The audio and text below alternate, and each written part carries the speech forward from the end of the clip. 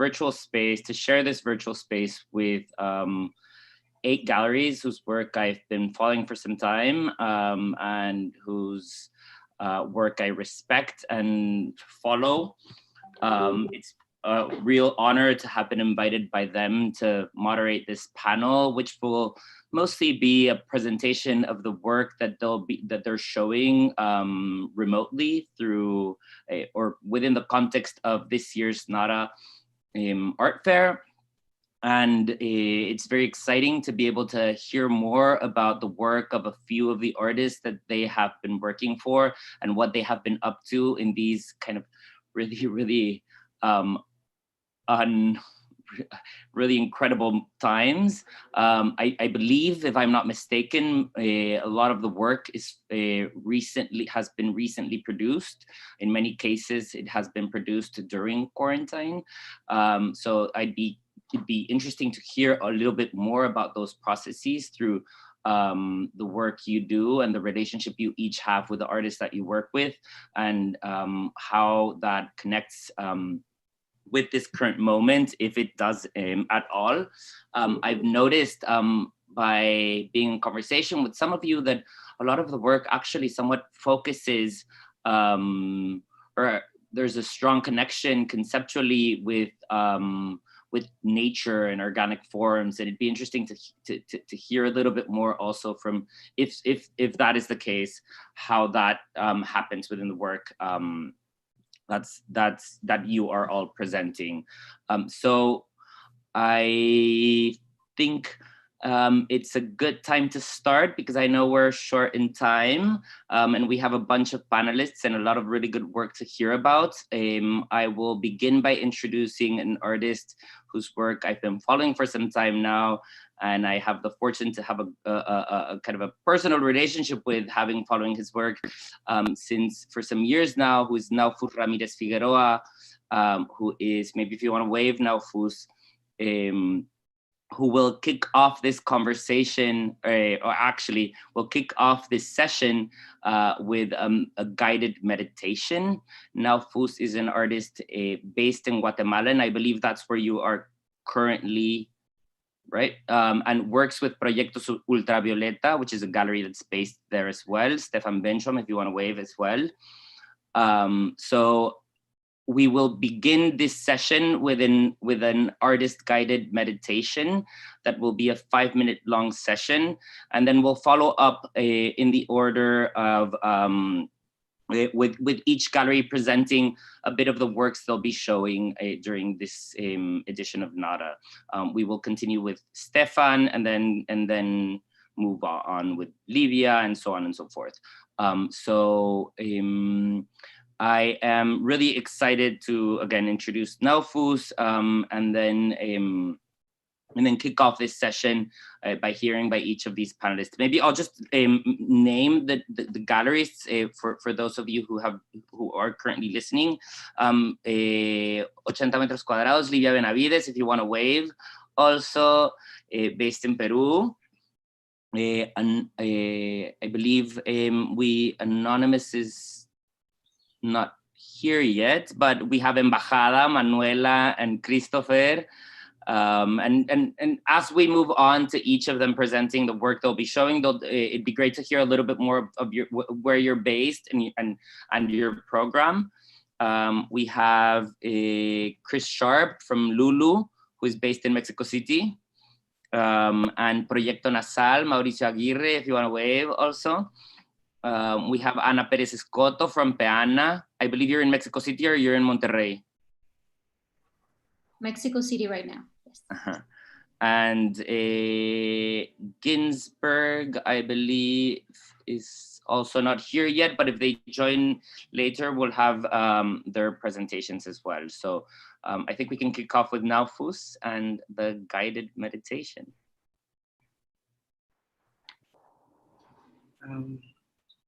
Okay, I'd like you to close your eyes. A lot of meditations start this way. And get comfortable wherever you're sitting or lying down with your eyes closed. Fill your lungs with air. Take a deep breath. and let go of the air slowly. Breathe in slowly. Hold it in. Breathe out slowly. I'd like to you to start feeling the bottom of your feet and how it touches the ground, whether it's on the sole of the feet or the ankle.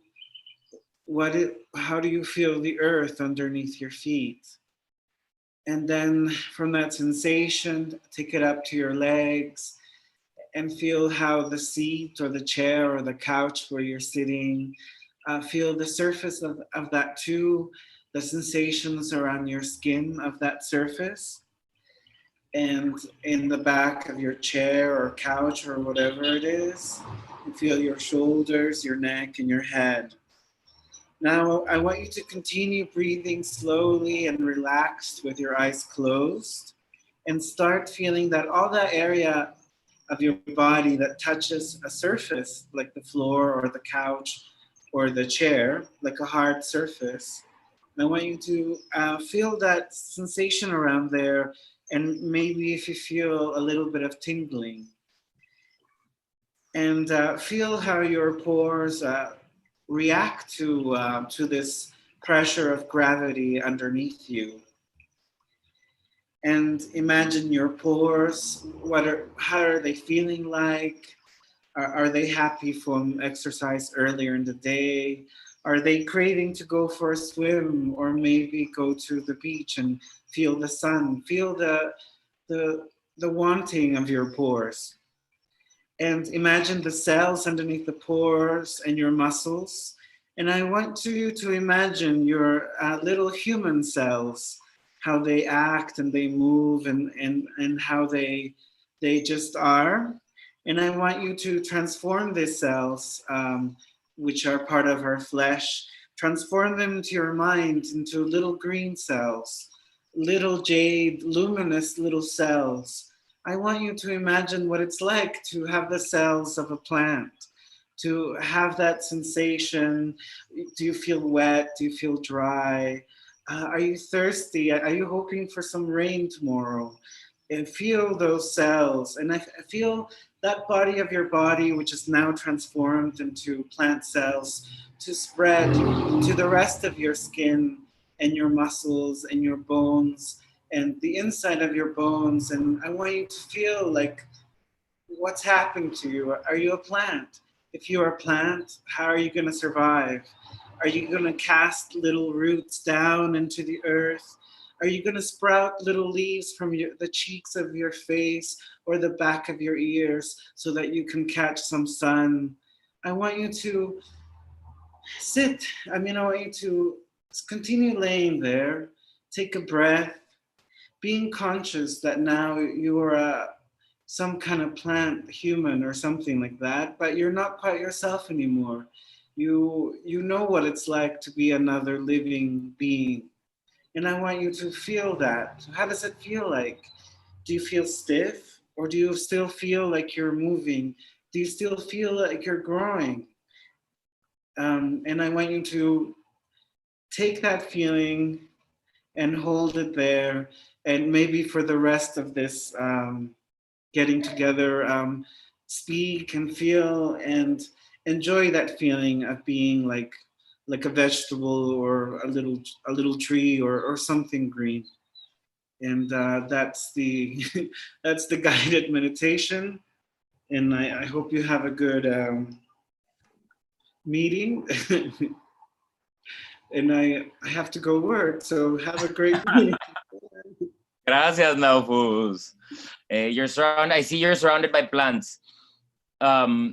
So I think that it's good if we can continue after this this meditation session where we somewhat kind of like turned it, became plants, and these living organisms became plants. We can continue with Stefan and Proyectos Ultravioleta, who can tell us a little bit about, share some of the work he's presenting, because I believe it's quite connected to what we just experienced.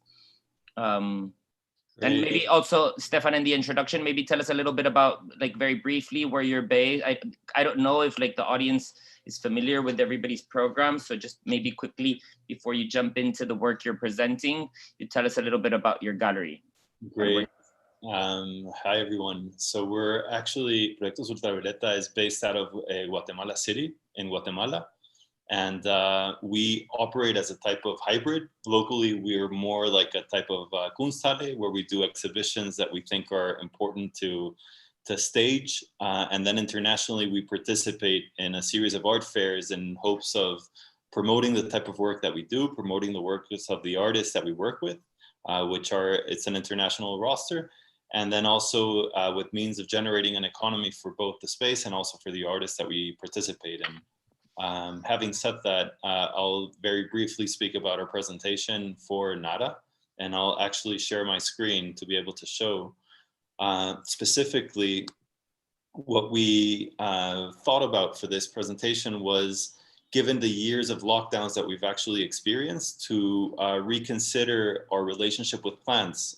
So indeed, it's a really good segue with Naufus's meditation. Both because of the yearning to connect with nature and the great outdoors, but also because of the comfort and respite that plants have actually given us in our interior and shared spaces. So we're doing a two-person presentation with the work of Akira Ikesoe, who's a Japanese artist based out of New York, and of Naufus, who's a Guatemalan artist based here in Guatemala. Akira himself, he's actually presenting a new series called Not So Still Life. And they're actually these very gorgeous paintings, which we've actually staged next to plants, where he's reimagining the traditional still life and actually very carefully placing every object within with a composition next to each other, creating a type of implicit movement within. For example, in this particular painting that I'm actually gonna take this off. Here on the side, you can follow the different elements and how, for example, these three frogs that are sitting on top of each other then become these three rocks that are there. You can follow the bees, and there's a little hole and there's a beehive, and almost as if it was a production company and this was a nuclear power plant, and there's this like yellow mist that goes into the next part of the painting. So it just really gives you a sense of Akira's like very wildly imaginative consideration and understanding of painting altogether. And just a very playful way of a new series that also has to do with surrealism and a deep interest in art history that goes around Akira's like understanding of painting altogether. These are a few other of the works that we're actually showing. So you can see again the different like elements that are that make up each painting.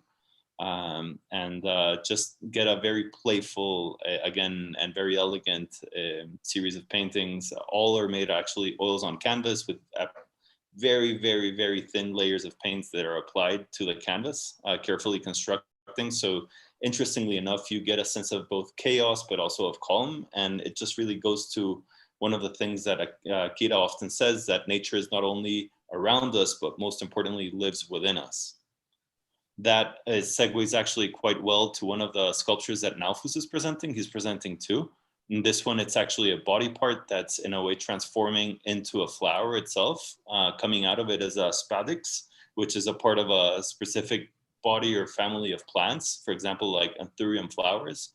It's something that they actually have. So you can actually see this transformation. And with Naufus's works, even though he draws from different subject matters all the time, these two works are actually very, very personal. And it's just a type of yearning to actually become a plant and to transform and to, I guess, continue to regenerate life as a whole.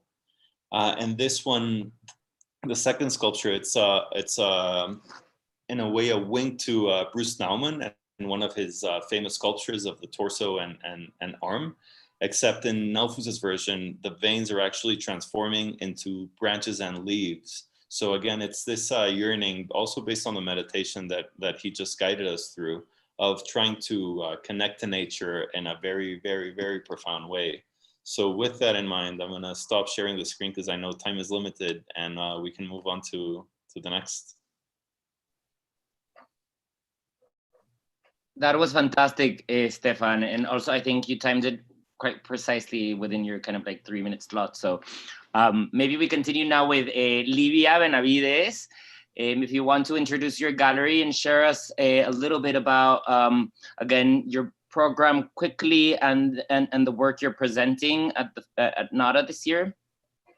Also, just quickly, just in case the other panelists, maybe if you want to mute yourselves also while whoever's speaking is speaking, that'd be great. Thanks. Thank you, Jose. Thank you, everyone. We are ATM2, Livia Benavides. We're based in Lima, Peru. We started representing only Peruvian artists, but now we're opening our horizons. I will share right now our portfolio, our presentation for NADA this year. We are presenting 4 artists, 3 of them which are Peruvian. Here we can see 2 works by Armando Andrade. This is the booth we were supposed to show at NADA, but unfortunately during the current situation was not possible. And in the middle you can see a ceramic by Shivago Duncan, which is of Iranian and American descent and in Mexico. So on the left side, you can see William, is a Peruvian artist also, and a painting by Shivago Duncan at the right, and 2 works by Gabriel Velarde.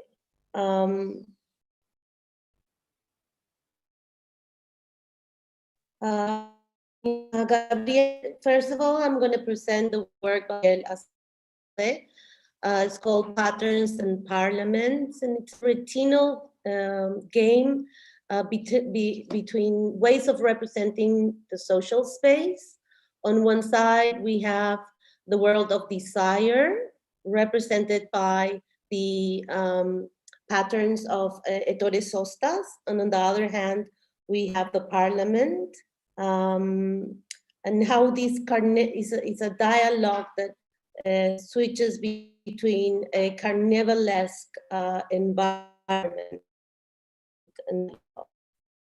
And here's another series. Then we're showing works by Armando Andrade Tudela, Peruvian artist also. This series is called Dispersion. The artist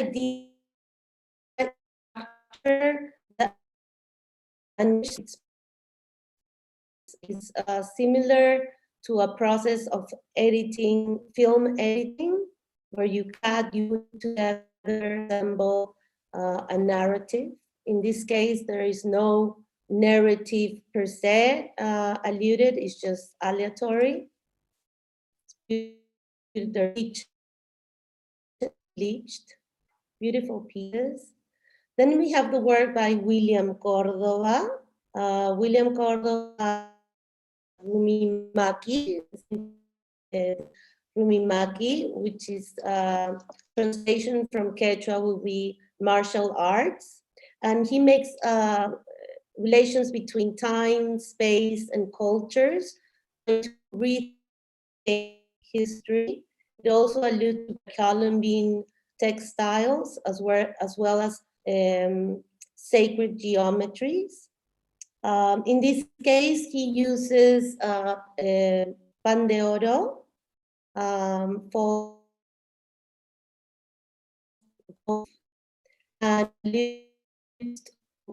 modern architecture in connection with sacred geometries, also using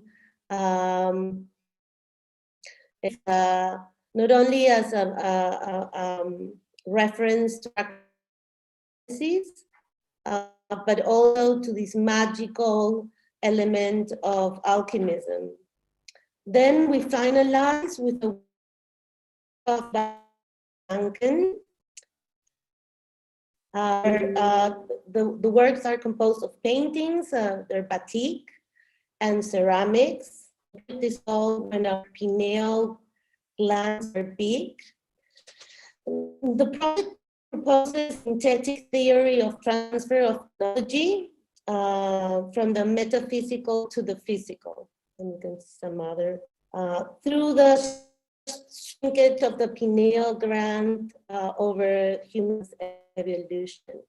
These ceramics are based on the raku technique, which is a traditional Mexican ceramic.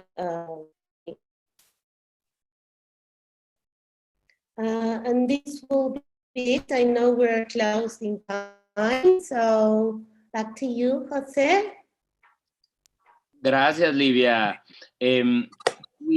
We weren't able to hear everything you said, I believe, because of your reception. It was a bit unstable, but we did get to see the beautiful images. So thank you for sharing that. We'll move on next now to Embajada, where we have Manuela and Christopher. Maybe you can both wave. I don't know which of you will be presenting. Yeah, we're gonna split. Manuela's gonna start and I'll finish. Okay, Manuela, maybe if you can share a little bit again about like the gallery's profile and when you started. I know it's kind of like a recent project that has kind of like a 2-venue or a bit nomad project. So maybe you can share us a little bit about that and then continue on to what you'll be presenting. Absolutely. Thank you, Jose. We are Embajada. Our project space or gallery is based in San Juan, Puerto Rico. We founded it in 2015. We're actually celebrating our 5-year anniversary. But we're physically based between New York and Puerto Rico. And our presentation for NADA is in Tribeca in New York, which you can see a little bit behind me. We're showing 8 artists, the 8 artists that we represent. In fact, we just announced 2 of them, Asma, a duo from Mexico, and Juni Figueroa, who Stefan also works with, and we're excited to be working with him. But for today, we decided to just focus on 3 artists, since we have just a little bit of time. Chemi, Rosado, Cejo, Claudia, Pena, Salinas, and Jorge Gonzalez, as they are sort of the formative artists who've been with us since the beginning of the gallery. So I will just share my screen with you here. Okay. So starting with Chemi, Rosado Cejo, he's an artist that works in a social engagement capacity, and specifically the project that we're focusing on in his long-term engagement with skateboarding as a platform for community building. As you can see here, this is a famous skate bowl that he's created, a permanent skate park in La Perla neighborhood, in an underserved neighborhood in Puerto Rico, which is quite famous. And his approach is also interested in working within the urban landscape. As you can see here, this is another installation he did within a museum in Costa Rica, also inviting the public and kids and other skateboard communities to join in. This most recent skate bowl he created is upstate at Art Omai in Ghent, New York, I believe. And it just opened during the pandemic, and apparently it's a treacherous bowl that so deep that even the pros are scared of it, but it's quite a sight to be seen. So we're showing some works from his skateboarding practice where you can see that he uses his skateboarding technique as artworks, with sort of referencing modernists. And here you can see how he's using skateboard wheels to make these interventions into books.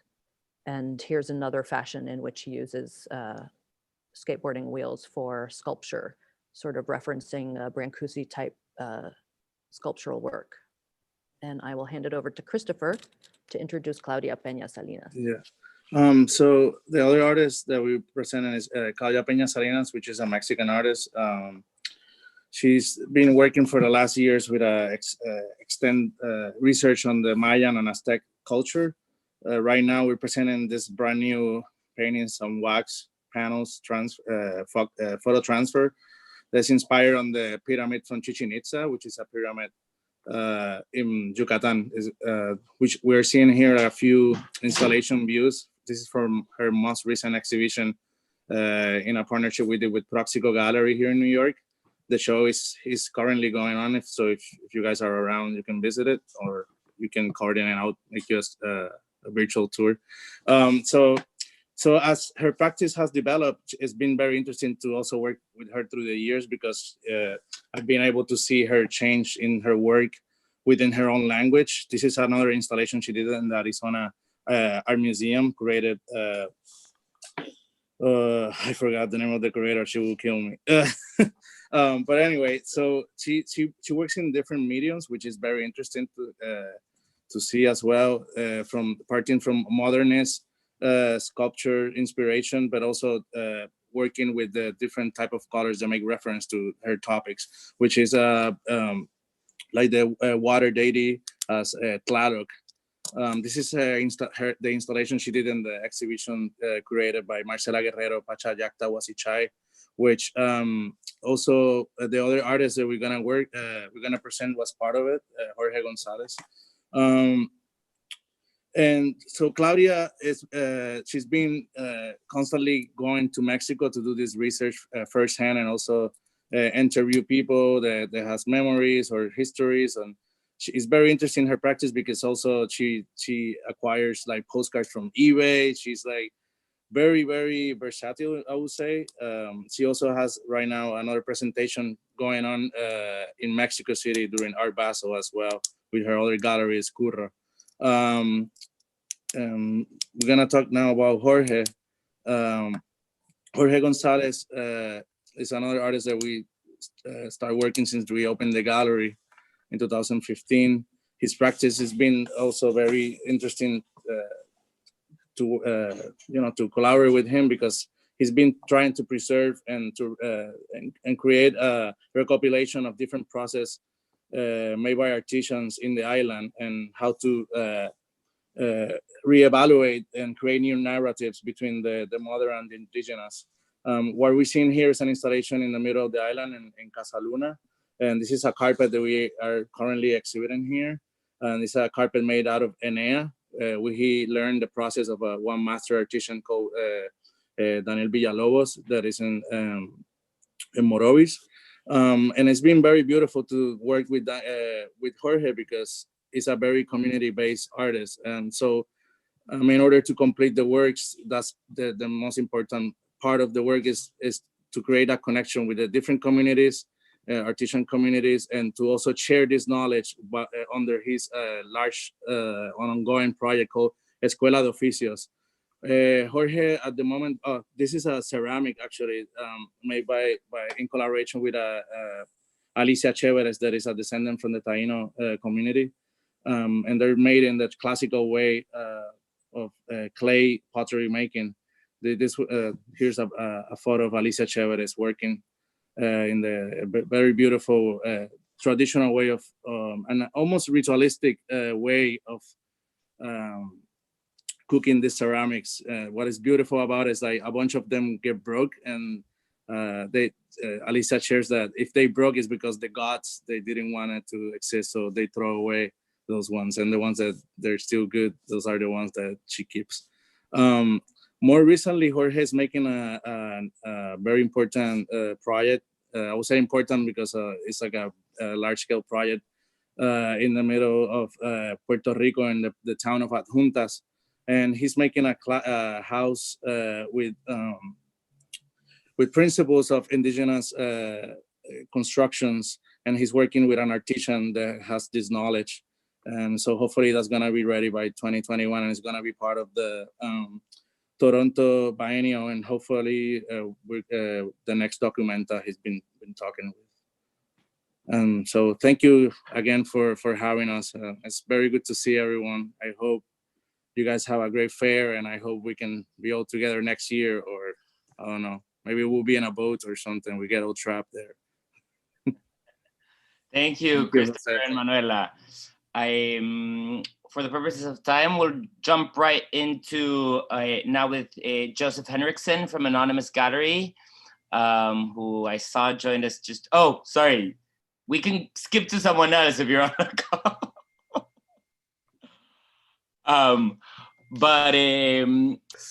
So you know, there's a lot of some technical difficulties. Okay. But I was trying to patch somebody in down in the gallery right now that's with the installation. But I don't know that we're gonna. You can skip to someone else and then go back to you towards the end if that's what you prefer. Yeah. It sounds good. We can give it a try. Okay. Right. So then we'll move on to Chris Sharp from Lulu in Mexico City. I'll hand right over, and again, just like the same format, Chris, if you want to talk a little bit about the program and the space that you run there, and then move on to the work you're showing. Okay, great. Thanks, Jose. Great to see all you guys. It's really nice and refreshing. It's like the last time I think I saw many of you was definitely in an art fair somewhere.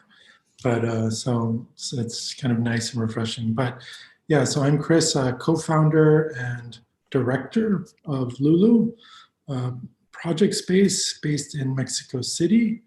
It was a space, or it is a space that I started with the Mexican artist Martin Soto Clement. And I have been running it mostly by myself for, I don't know, about the past 5 or 6 years. I'm currently, I guess, calling in from Los Angeles. I'm based between Los Angeles and Mexico City at the time, mostly for romantic reasons. And our presentation is actually in Los Angeles, so not in Mexico, although I was there about 10 days ago. And it was great to be back. But Lulu is very similar in many ways to the way that Stefan described his space. It's Lulu's kind of a hybrid monster. We're neither a conventional gallery, institution, Kunsthall, or nonprofit, but we're kind of all of the above. We don't represent artists. We typically do a solo show with a given artist, and if they don't have representation, a solo booth in hopes of a solo booth at an art fair in hopes of helping them generate a kind of economy and also to support Lulu and its programming. Artists come from all over the world. For the artists we're currently showing is English, but we've recently had artists from Brazil, Germany, kind of England, all over. And basically the principle of the program is to try and show artists who think plastically and artists who are really committed to working in the medium in which they choose to work and are committed to kind of exploring and interrogating its history in whatever they choose to show.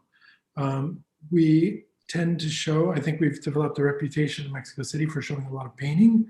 One of the reasons for this over the years is because you don't see that much painting in mainstream contemporary art. This is not to say there aren't painters or even great painters. It's just not a really, at least for the moment, although it seems to be changing an important part of the discourse.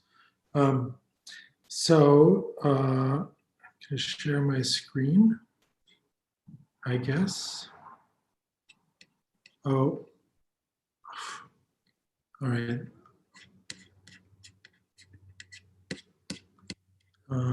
I don't know how this is.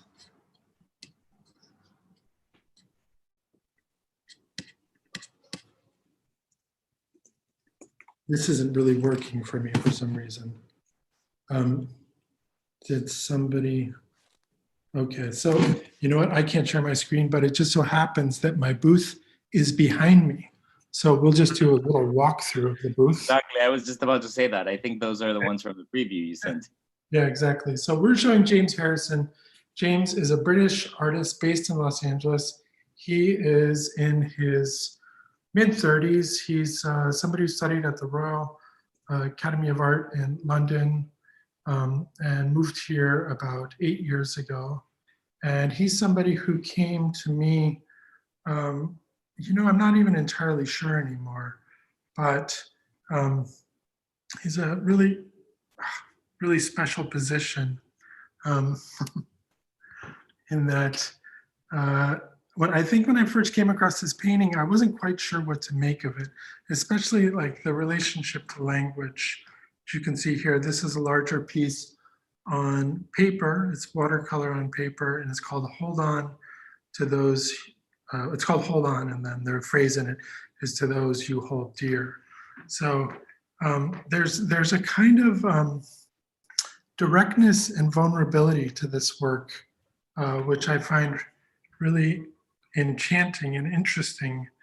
And I really appreciate the kind of the pedigree of the work as well. I mean, lately he's been doing these kind of decorative all over floral or kind of natural motif paintings. It's mostly with watercolor and ink, although sometimes he does use oil. So there's a kind of direct saturation into the canvas.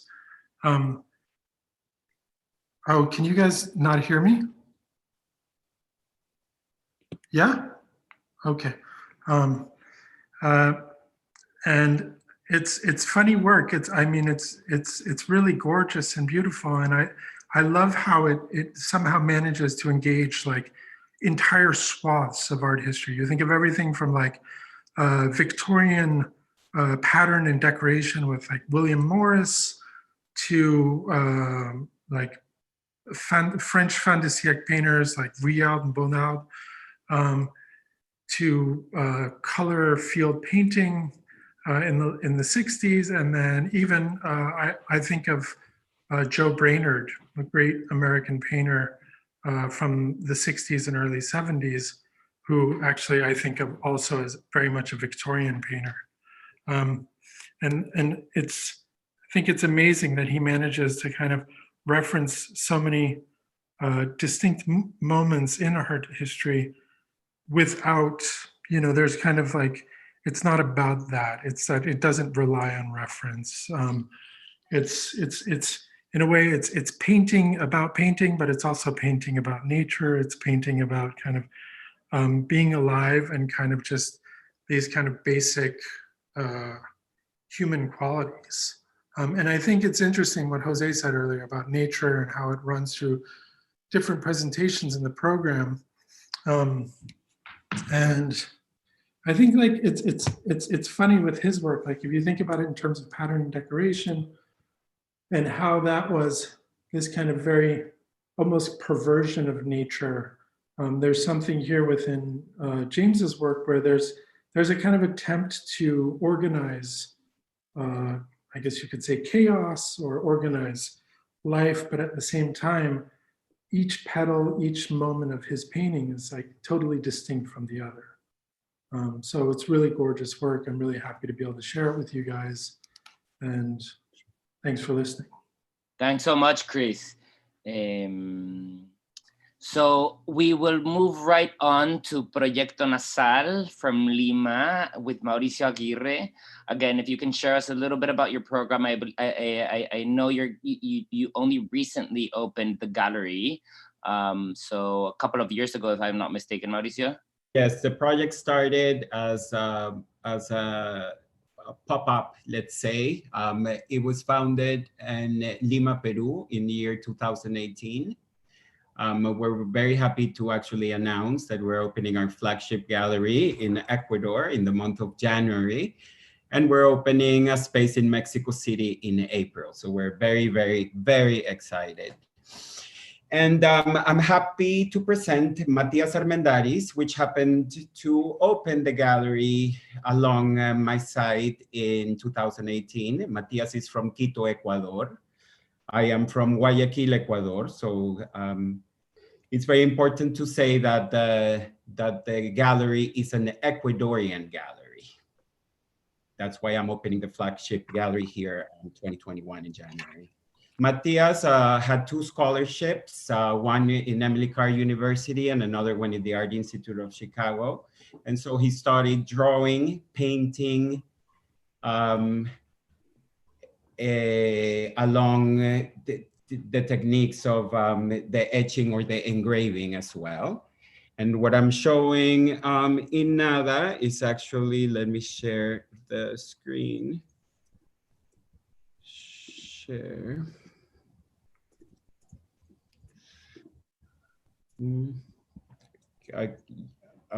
Yes, here we go.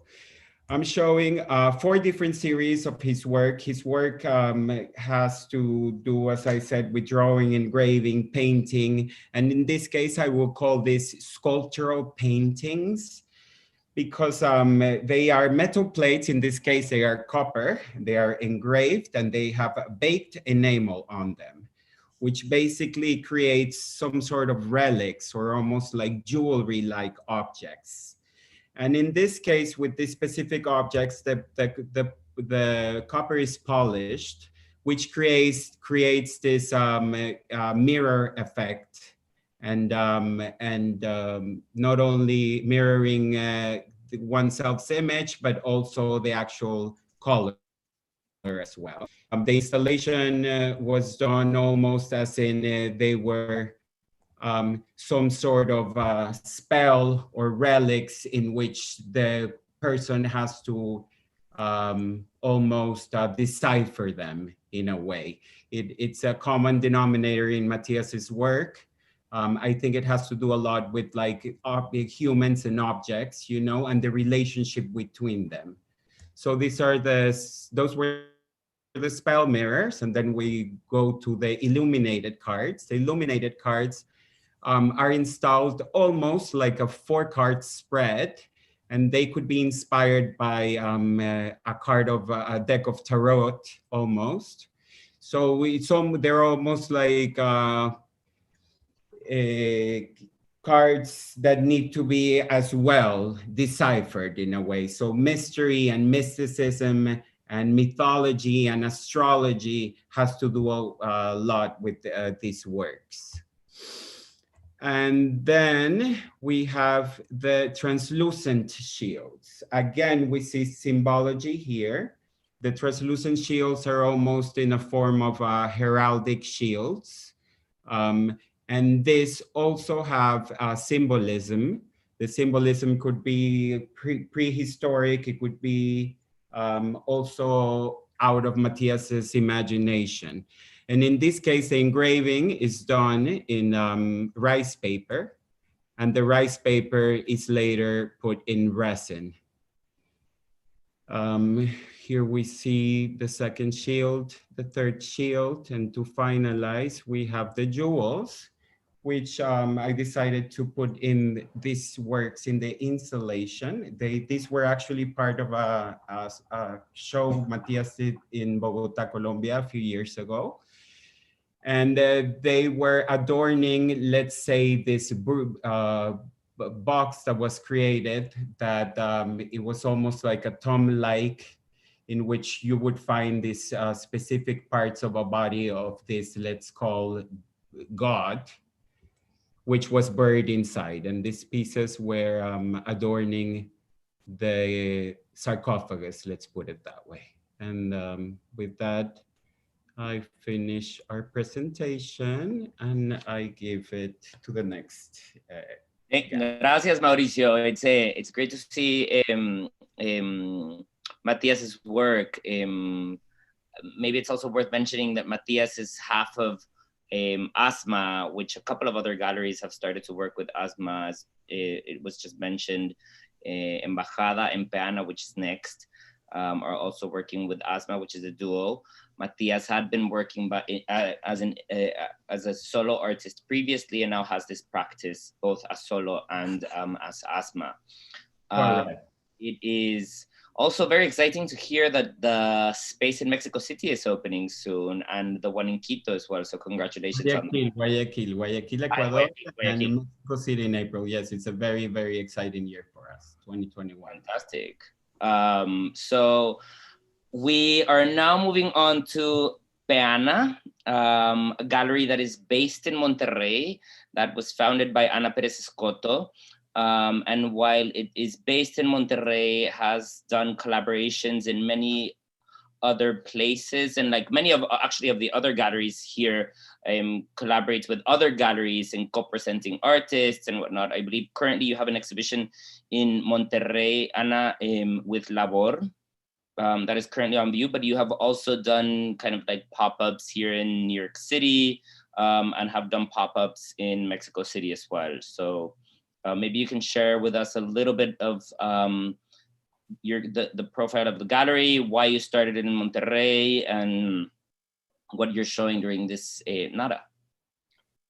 Thank you, Jose. Hi, everyone. It's nice to see you all. As Jose mentioned, I am based between New York and Monterrey. A lot of the artists that I work with are based in Mexico City, so also a way in which I have done a lot of collaborations here in the city.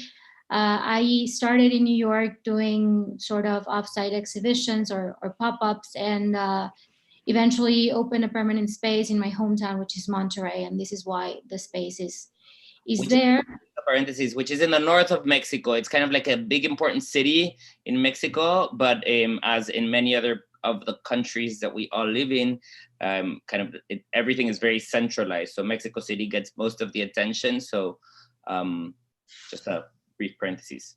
Yeah, that's correct. And one of the main reasons to open there, not only it's because I'm there and I had this access to a space, but it's also, it has a mission to kind of decentralize a little bit, serve as a bridge, not only between the United States and Mexico, but also between Mexico City and the northeastern part of the country.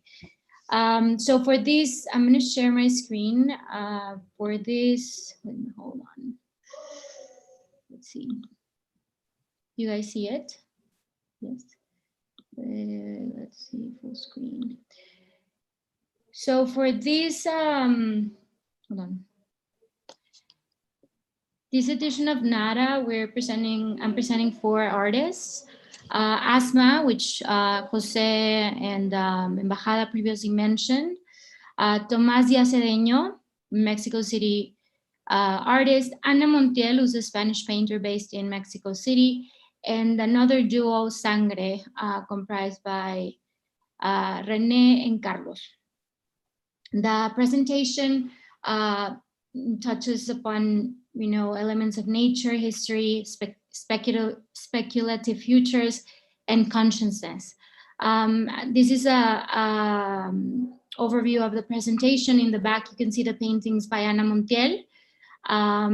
Sangre is the sculptures in the middle. To the right, you can see a pair of. My screen is black. I don't know if everyone else is. If you're seeing. Hold on. I don't know. I see it, but it said I was sharing, but I'm gonna try it again. Hold on. It is does there. Let's see. Tell me if you can see it. Sorry. We can now see it. Can you see it now? Yes. It seems like we're on page 3 out of 24. I just also for purposes of time, it might be good to maybe you don't have to talk about like all 24 if there are 24 slides, but you can guide. Wait, can you see the screen now? Can you see it? Now. Okay. Yeah. So so I was walking through this slide where Ana Montiel is in the back, Sangre is these sculptures in the middle, the earrings are by Asma. And well, this is Asma. The earrings, in addition to the earrings, there's this kind of fantasy necklace, which is being showcased as well. I'm gonna go a little bit quick. This is another overview slide. Here you can see these paintings by Tomás Díaz-Cedeño. They're actually ceramic mosaics. These pieces were produced in Oaxaca during his stay at Casa Wabi. Tomás's work has a lot to do with material and kind of the juxtaposition of materials put together and the reactions they create. These mosaics have themes of nature that have been a common theme throughout this panel. They're done with sand cast. So basically he draws on the sand, and then the sand serves as a mold to make these paintings. Ana Montiel's practice focuses in two main themes, which are perception and impermanence. This is the new series of paintings where she incorporates these lines or geometry. The series is called Echos, and basically she's kind of translating the echo into a visual. It's a visual translation of the idea of the echo and the idea of vertical time developed by Gaston Bachelard. Here you can see them. And finally, Sangre, another duo. So Sangre, their work has references of history, also a lot of references on pop culture, and it tends to be very humorous. So these series of sculptures are ceramic. They're working a lot with this medium. And these ones, for instance, are a reference to many of us where there are these containers used to transport water or gasoline, but then they have this cap of a pre-Hispanic figurine or a little cat, cheetah, or the felino, the jaguar. And that's pretty much it. Let me stop here. Thank you so much, Ana. I didn't mean to rush you. No. Yeah. If it came up And I was speaking with a black, screen. So thank you for stopping me. But no, that's great. And now we are moving on to Mafe Marquez from Ginsberg. If you again, just same format, introduce yourself and the gallery and what you're showing this year. Thank you, Jose. Yes, I'm going to present our solo project by Lottie Anderson. The Ginsberg Gallery was founded in 2016 by Claudia Pareja. Our program has been designed around the premises of conceptualism, research, and innovation. And in the aim of shortening frontiers, we recently opened a viewing room in LA. And we're looking forward to do more projects there in 2021.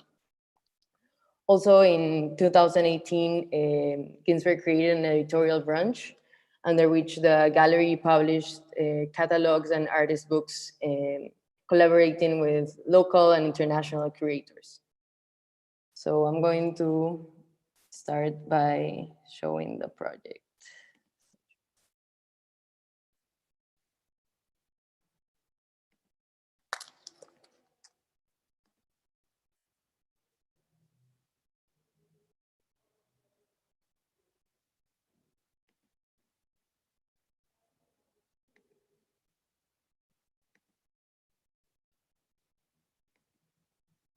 Can you see the presentation? We can. We see you're trying to kind of like do the full screen thing, no? Yes, sorry. We had problems with both of our computers here, so yeah, view, slideshow, and full screen. Yeah. Okay, this project's called It's Not You, It's Me, It's Complicated by British interdisciplinary artist Lottie Anderson. She works with video, sound, prints, performance, writing, and collage. She has recently relocated in Lima, and this was her first project done away from home. The booth works like a vessel in which contains a collection of works dealing with weight of relics, considering the function of momentums. And these momentums are created by the viewer's own personal history. The works are composed by fabrics, steel structures, digital prints, iron, even texture plastic, serigraphy and texture plastic, and fingernails or press-ons. The artist works and investigates the ripples of colonialism as in a post-Brexit context, and dealing with ideological loss and the revision of the 90s spin, the propaganda of cool Britain and cool Britannia of Tony, she questions her own heritage as a mixed race British 31-year-old. So producing in a third world country and meeting with our standards and our coup d'etat and recent political crisis, she creates this container of situations and momentums. The project is a metaphor of collapse and the subsequent choreography or collapsing structures where the residue of or core is revealed. The viewer is confronted with the aftermath activated by their own reaction, a humbly reminder that the potential is often born from chaos and evocancy space where contemporary and folkloric histories permutate. This piece is called Baby Girl's Own Standards of Etiquette, which is embroidered and also serigraphy on a black twill in a steel structure. These structures are made out of iron, and also talk about the Powerpuff Girls, because the artist works with 90s nostalgia. This is a Dick Joel picture, which the artist used and serigraphed on textured plastic and a steel structure. These are press-ons or acrylic nails painted by hand. They were hand painted, and you can see the Peruvian flag, the UK flag, a rabies smiley face, Mickey Mouse, and the British flag cohabitated in the same space in a Victorian frame and a velvet case. And this is pretty much it. Actually, this show is in Lima now. So if any one of you is in Lima and want to visit it, please contact us. Thank you. Thank you so much, Mafe. And I believe we actually lost Anonymous, no? Actually, he's connecting right now. Oh, super. Okay, so maybe we'll wait for a second.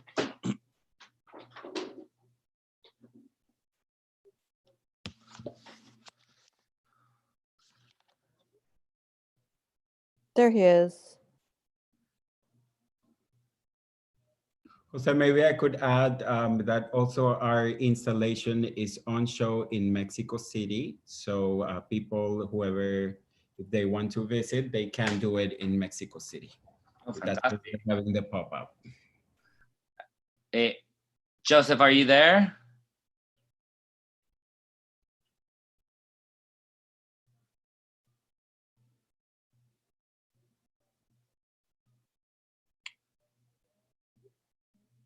Hello.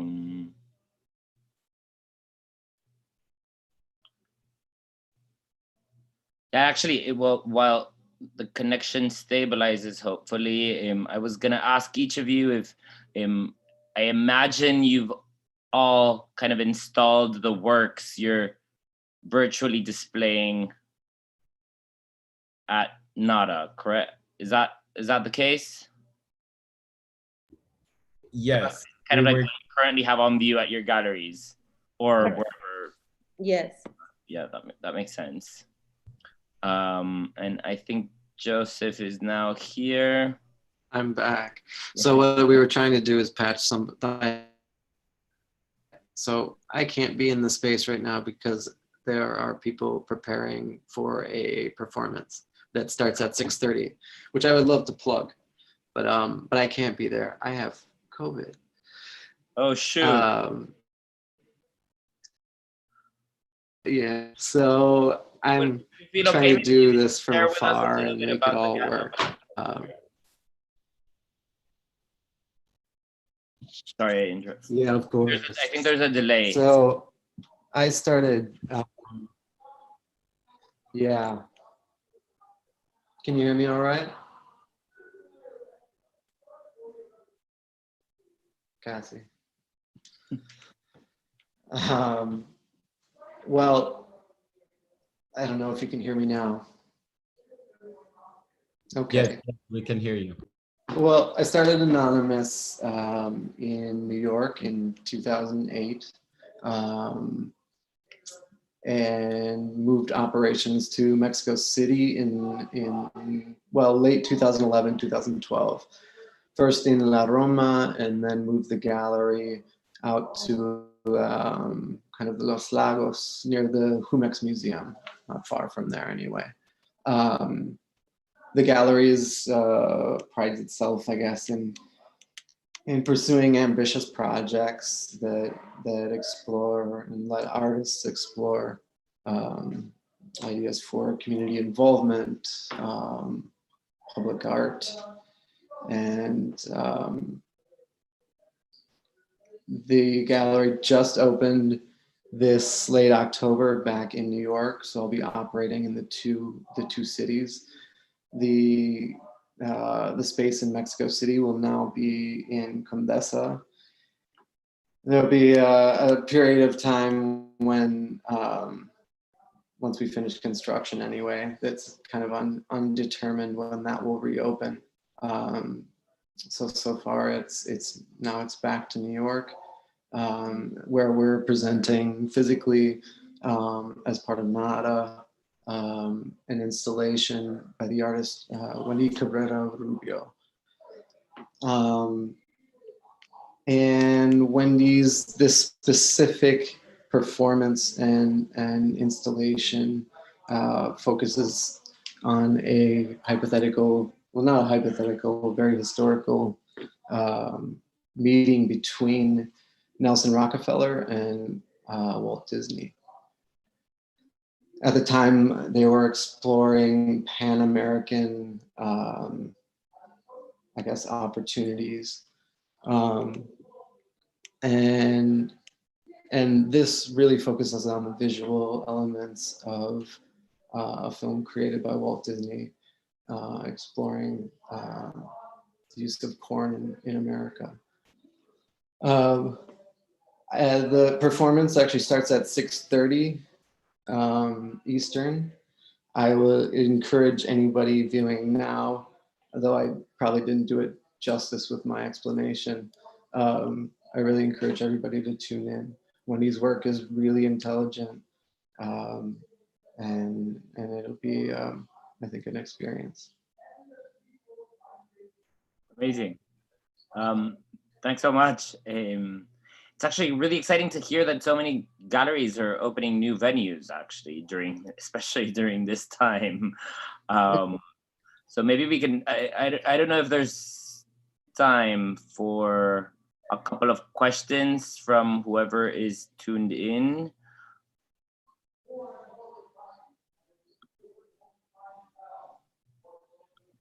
Or maybe we can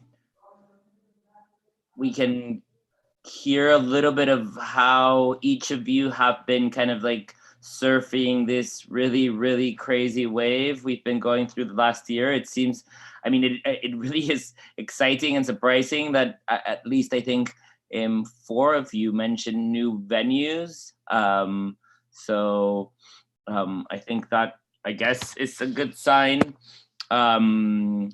Something else that was brought up early on from Stefan is how each of you guys also somewhat operate not only as a commercial gallery, but in the local settings where you present the work.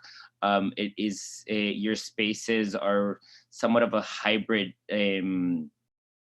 hybrid space where they are really also read as these sort of like Kunsthalle, to use one concept, to use that concept, but they are each quite, even though many of you do work with a kind of like a list of artists, they really are understood in a very different way, and they're really fostering kind of like a new group of people who follow the work of the artists that you work with, a new sort of sense of like community, which is a word I was trying to avoid to use, but they do, and somehow have each of your own spaces has a kind of like a a very specific following within the spaces where you guys all move. And maybe it'd be great to hear from a couple of you guys what your thoughts are on how your spaces are read and how that is distinct from other kind of like larger galleries, if that makes any sense.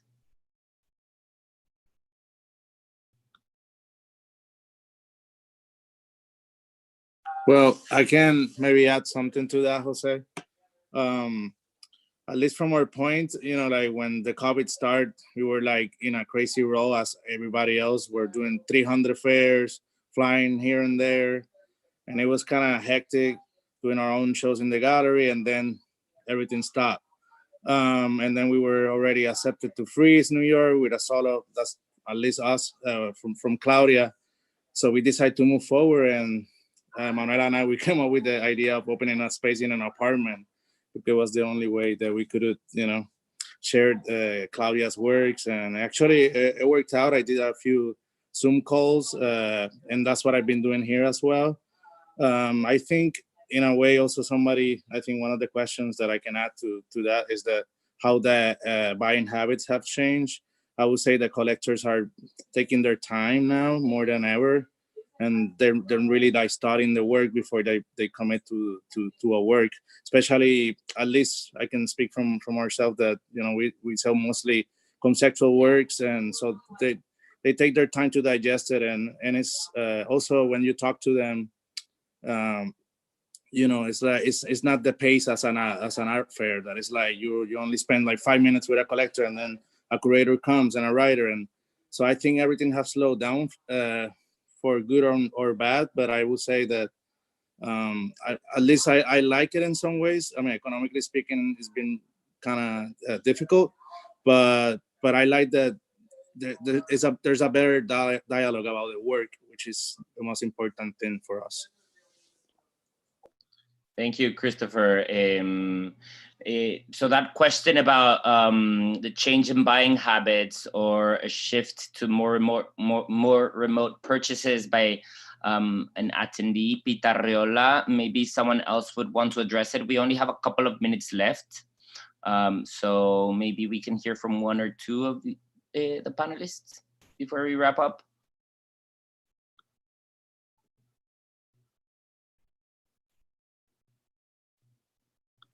Well, we have also experienced the same, Christopher. We were always in this voragine of fairs and moving to one place to another. I think it's a time to rethink our strategies, exactly where do we want to go, because it is quite difficult to always be expanding geographically so intense.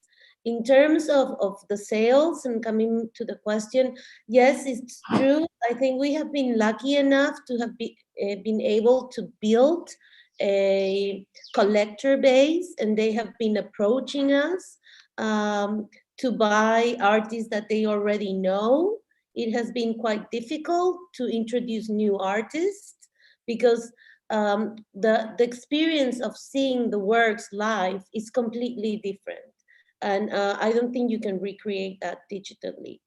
That's from one side. And but locally, we have experienced that a lot of people, maybe they're not collectors per se, but they are buyers, have been more focused on rebuilding and rethinking their own spaces. So this has been quite an opportunity for us to build this sector of the market into a more conscious sector, to understand what they are buying. So we've had several very interesting conversations, and I think potentially some of those people could move into the collector world. So that has been our experience. We were surprised at the beginning. We said, okay, this is apocalypse COVID. We're all going to, you know, close down and so forth. But it has proven that to also have positive aspects. So we're very grateful for that. And we're looking forward to see how is everything going to pan out after the pandemic, no? Gracias, Livia. And I don't know if anybody wants to add something. I believe Nada has to move on to the next program. So do you want to add something, Chris? Yeah, I'd just like to say, yeah, it's funny. It's like the terms changed a lot. I think in terms of like collectors, like it's true what Livia said, people aren't taking risks right now. You know, it's very hard to introduce to the market. But I think the more important thing, you know, is that I think the real challenge at this point was not just to survive, but to like keep making exhibitions, you know? I think there was a time in the beginning of the pandemic where everyone just kind of stopped doing things. And then I think there was a kind of collective or uneven collective realization that it was important to continue making exhibitions, that artists were still producing works, and you know, just to make exhibitions and to present them. I think there was something really incredibly affirmative and important about that. And I think, you know, great that we're still doing it. I think it's been important that at this moment in time has also united galleries. Like this conversation we're having right now, I think is interesting because quite a few of us have either collaborated or at least worked with a few of the same artists. And I think that's something that we need to continue to focus on moving forward. And, you know, whether that be curatorially, but also sales, you know, sharing and pushing forward collectively, I think is kind of the answer. Yeah, that makes a lot of sense, and that seems to be a good moment to wrap up because it really is an ecosystem in which we each kind of participate in, where artists continue to produce incredible work, galleries support the artist for them to be able to continue producing that work, and nonprofits show their work. Art fairs also are a big part of the equation. So if there's any collectors on this tuned in currently, please continue buying art, support these incredible galleries, support the art fairs, support the artists and the nonprofits. That's my plug. But I just want to quickly thank all of you guys for having me be within your presence and hear more about your programs. As I said, you're all doing incredible work, and I truly respect the very different work you all make. So thank you so much for having me. Thank you, Jose. Thank you, Nada. Thank you, Jose. Thank you, Nada. Thank you, everybody. Thank you, everybody. Gracias. Bye. Yes, bye. Ciao.